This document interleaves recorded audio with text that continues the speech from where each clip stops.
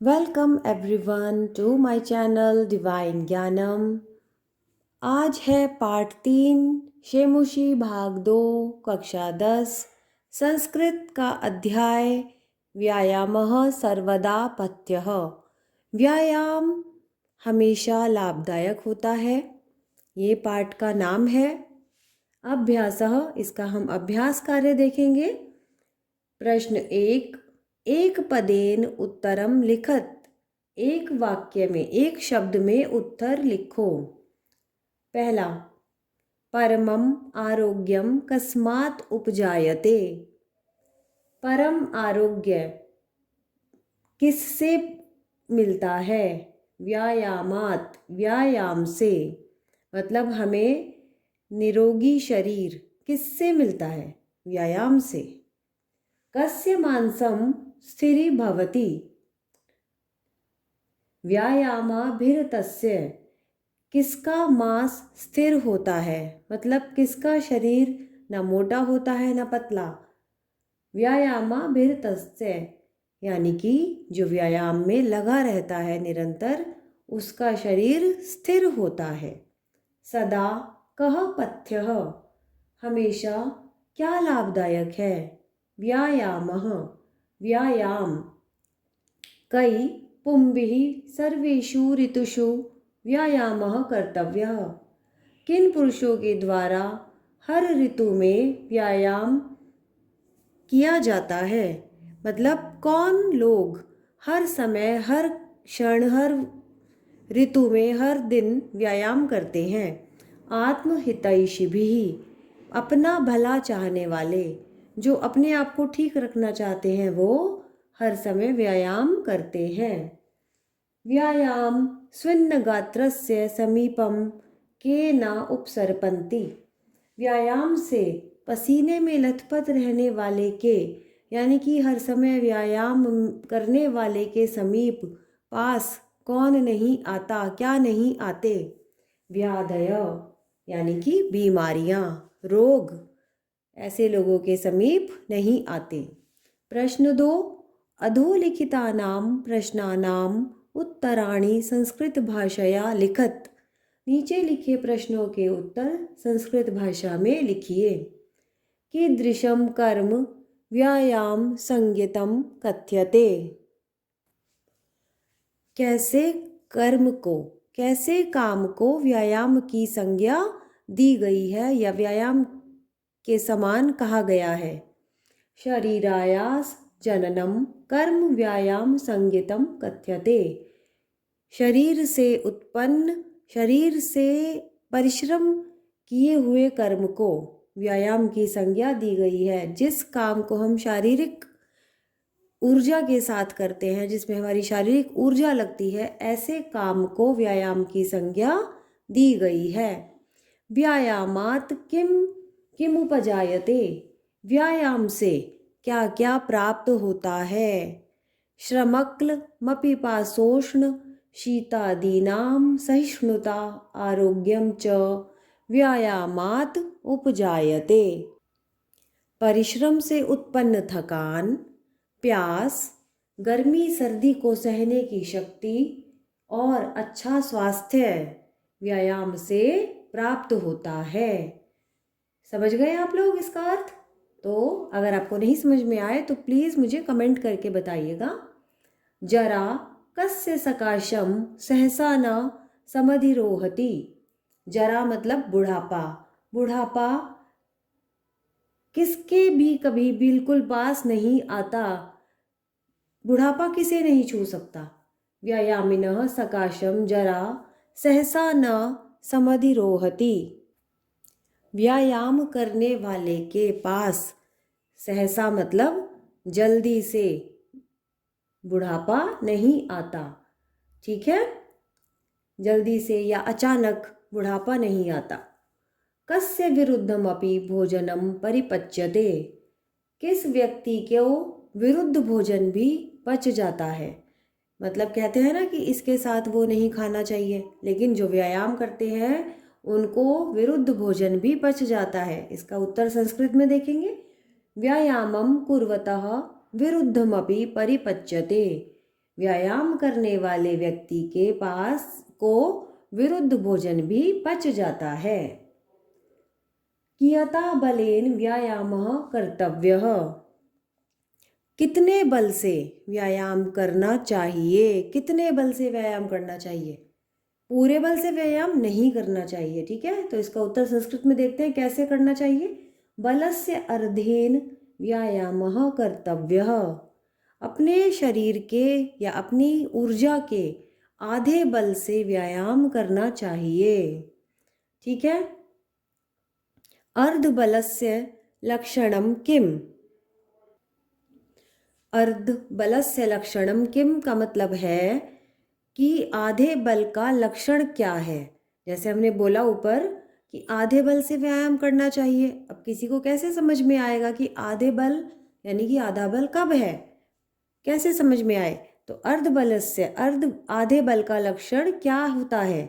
व्यायामं कुर्वतः हृदि स्थानस्थतः वायु यदा मुखम प्रपद्यते तद बलार्धस्य लक्षणम अस्ति। मतलब व्यायाम करते हुए व्यक्ति के हृदय स्थान यानी कि फेफड़ों में स्थान स्थित जो वायु है, जब वो मुख में आ जाए, हमारे सांस चढ़ जाए या हमारे को सांस फूलने लगे, तब हमें पता चल जाता है कि वही आधे बल का लक्षण है। तो उससे ज़्यादा हमें या उससे तेज गति से व्यायाम नहीं करना चाहिए, ठीक है। आपको समझ में आए ना प्रश्न उत्तर? चलिए नेक्स्ट एक्सरसाइज देखते हैं इसकी।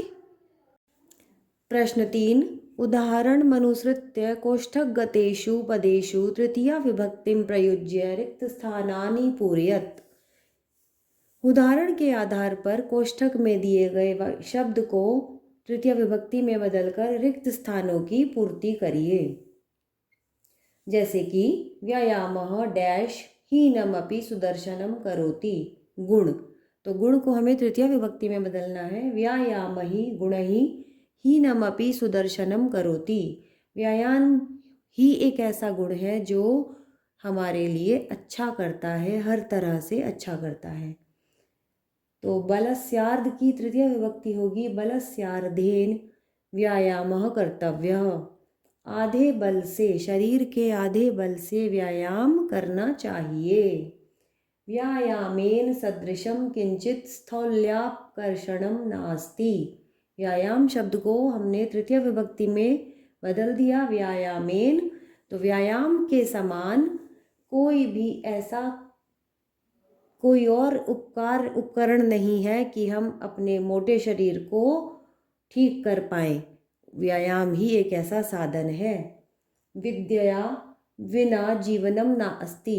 तो विद्या की तृतीय विभक्ति विद्या, विद्या के बिना जीवन नहीं है। विद्या बिना जीवनम न अस्ति। सह चरणेन खंजः अस्ति। चरण की तृतीय विभक्ति चरणेन, वह पैर से लंगड़ा है। सूपकारः नासिकया भोजनम जिघ्रति। नासिका का तृतीय विभक्ति नासिकया। सूपकार मतलब रसोइया, नाक से भोजन सूंघता है। रेखांकित पदानि अधिकृत्य प्रश्न निर्माणम कुरुतः। प्रश्न 4, जिन शब्दों के नीचे रेखा लगी है, जो अंडरलाइन शब्द है, उनके हमें प्रश्न बनाकर नीचे लिखने हैं वाक्य दोबारा से। तो पहला उत्तर है हमारा शरीरस्य आयास जननम कर्म व्यायामः इति कथ्यते। किसके परिश्रम से उत्पन्न कर्म व्यायाम कहलाता है? किसके परिश्रम से? शरीरस्य, शरीर के परिश्रम से उत्पन्न कर्म व्यायाम कहलाता है। तो हम क्वेश्चन बनाएंगे किसके, यानी कि कस्य आयास जननम कर्म व्यायाम इति कथ्यते। तो किसके परिश्रम से, ठीक है, किसके परिश्रम से उत्पन्न कर्म व्यायाम कहलाता है। अर्यः व्यायामिनम न अर्दयन्ति। शत्रु व्यायाम करने वाले को नहीं कुचल सकते, ठीक है। तो किसको नहीं कुचल, कौन नहीं कुचल सकते? के व्यायामिनम न अर्दयन्ति, कौन व्यायाम करने वाले को नहीं कुचल सकते। आत्महितैषिभिः सर्वदा व्यायामः कर्तव्य, अपना हित चाहने वाले लोग, अपना भला चाहने वाले लोग हमेशा व्यायाम करते हैं। कई यानी कि कौन, कौन करते हैं? तो कई सर्वदा व्यायामः कर्तव्य, कौन हमेशा व्यायाम करते हैं? जो अपना भला चाहते हैं ना। तो व्यायामं कुर्वतः विरुद्धं भोजनम अपि परिपच्यते, व्यायाम करने वाले को विरुद्ध भोजन भी पच जाता है। यानी कि व्यायाम करने वाले को कैसा भोजन पच जाता है? तो व्यायाम कुर्वतः कीदृशं भोजनम अपि परिपच्यते, कैसा की जगह संस्कृत में हम कीदृशम लिख देंगे। गात्राणां सुविभक्तता व्यायामेन संभवति, गात्राणाम अंगों की सुंदरता व्यायाम से संभव है। गात्राणाम सुविभक्तता यानी कि हमारे शरीर के अंगों की सुंदरता व्यायाम से संभव है। तो हम बोलेंगे किसकी सुंदरता? केशाम सुविभक्तता व्यायामेन संभवति, किसकी सुंदरता व्यायाम से संभव है। तो इस प्रकार से हमने प्रश्न बना लिए। इसके बाद हमारा आता है प्रश्न 5। Let's see that. स्टूडेंट्स, अब है प्रश्न 4 का ठीक है, पार्ट। षष्ठ श्लोकस्य भावमाश्रित्य रिक्त स्थानानि पूरयत, छठे श्लोक के आधार पर रिक्त स्थान की पूर्ति करिए। जो पुस्तक में छठा श्लोक है उसके आधार पर हमें इन रिक्त स्थानों की पूर्ति करनी है। यथा गरुड़स्य समीपे उर्गा न गच्छन्ति, एवमेव व्यायामिनः जनस्य समीपम व्याधयः न गच्छन्ति। मतलब जैसे कि गरुड़ के समीप सांप नहीं जाते, है ना, गरुड़ से डरते हैं, सांप नहीं जाते। एवमेव व्यायामिनः जनस्य, उसी प्रकार व्यायाम करने वाले व्यक्ति के पास व्याधयः न गच्छन्ति, बीमारियां नहीं जाती। व्यायामः वयो रूप गुणहीनम अपि जनम सुदर्शनम करोति, व्यायाम आयु, रूप और गुणों से हीन व्यक्ति के शरीर को भी या व्यक्ति को भी सुंदर कर देता है, देखने लायक बना देता है। तो एक व्यायाम ऐसी चीज़ है, चाहे कोई सुंदर हो या ना हो, वो भी सुंदर लगने लगता है अगर वह व्यायाम करता है। ठीक है। अब है फोर्थ का आ पार्ट, व्यायामस्य लाभः। इसके ऊपर आपको 5 वाक्य लिखने हैं। देखिए, आप पुस्तक में लिखा है, इसके ऊपर 5 लाइनें लिखनी है। ये आप लोग खुद करेंगे। अगर आपसे नहीं होता है तो आप प्लीज़ आप मुझे कमेंट में बताइए, तो मैं इसको आपको लिख कर दूंगी 5 लाइन्स। ठीक है। Please do comment for the fourth part का क्वेश्चन। ठीक है, उसका आप मुझे लिख कर दिखाएंगे खुद से। यथा निर्देशम उत्तरत, जैसे निर्देश दिया गया है उसके अकॉर्डिंग हमें आंसर करने हैं। तत्कृत्वा तु सुखम देहम, अत्र विशेषण पदम किम। जो ये लाइन दी है जिसको हमने इन्वर्टेड कॉमा में डाला है, इसमें विशेषण पद कौन सा है? सुखम। ठीक है, सुख एक विशेषण है ना। हम किसी की जब हम तारीफ करते हैं, कोई अच्छी चीज़ होती है तो उसको हम विशेषण या एडजेक्टिव बोलते हैं। तो सुखम है। व्याधयो नोपसर्पन्ति वैन ते मियोरगा, अस्मिन वाक्ये क्रियापदम किम। इस जो लाइन है ऊपर, ये कॉमा इन्वर्टेड तक, इसमें कौन सा हमारा क्रियापद है, यानी कि वर्ब कौन सी है? उपसर्पन्ति। तो न जमा उपसर्पन्ति, यानी कि उपसर्पन्ति हमारा क्रियापद है, क्रिया शब्द है। पुंभिरात्महितैषिभिः अत्र पुरुषैः इत्यर्थे किम पदम प्रयुक्तम। इसमें पुरुष वाक्य के, पुरुष शब्द के लिए कौन सा शब्द है ऊपर? जब हमने लेसन जब रीड किया था या उसके क्वेश्चन आंसर किए थे तब देखा था पुंभी हमारा शब्द जो पुरुषों के लिए यूज हुआ है, पुरुषई शब्द के लिए पुंभिः यानी कि पुरुषों के द्वारा। दीप्ताग्नित्वमनालस्यं स्थिरत्वं लाघवं मृजा इति वाक्यात् गौरवम् इति पदस्य विपरीतार्थकं पदं चित्वा लिखत।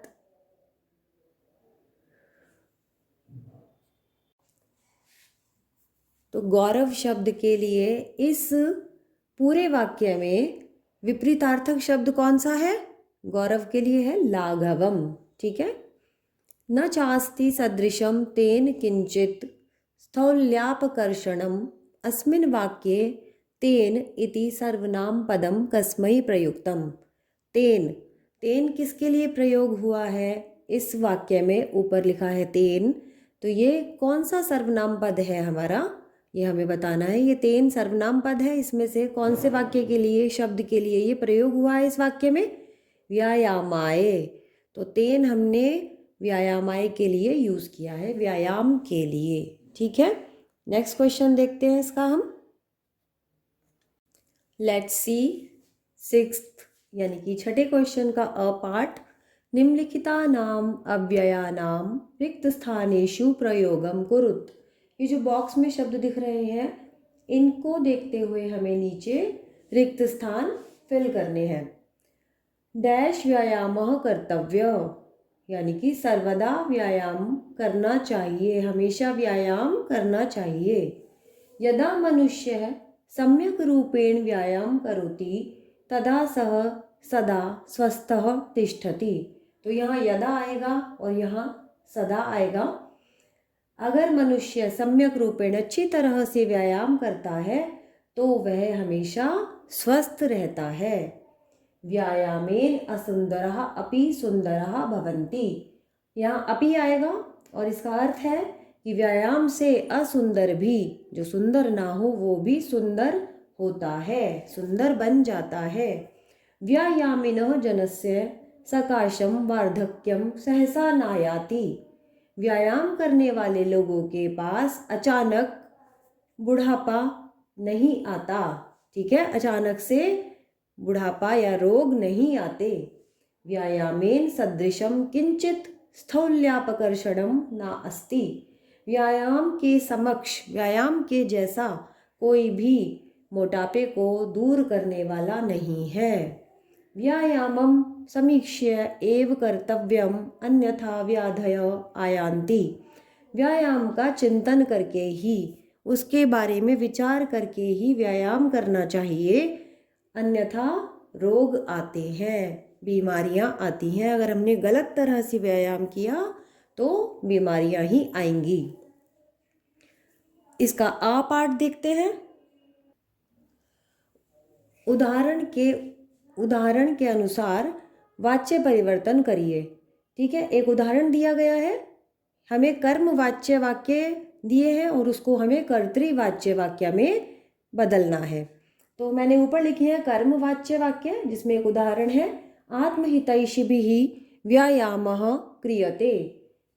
अपना भला चाहने वाले व्यक्तियों के द्वारा व्यायाम किया जाता है। तो इसका कर्तृवाच्य बनेगा आत्महितैषिणः व्यायामं कुर्वन्ति। अपना भला चाहने वाले ही व्यायाम करते हैं। बलवता विरुद्धमपि भोजनं पच्यते। बलवता विरुद्धमपि यानी कि बलवान व्यक्ति के द्वारा विरुद्ध भोजन भी पच जाता है। मतलब बलवान व्यक्ति के द्वारा विरुद्ध भोजन भी पचाया जाता है। अब इसका वाक्य देखते हैं पहले का। बलवान विरुद्धमपि भोजनम पाचयति।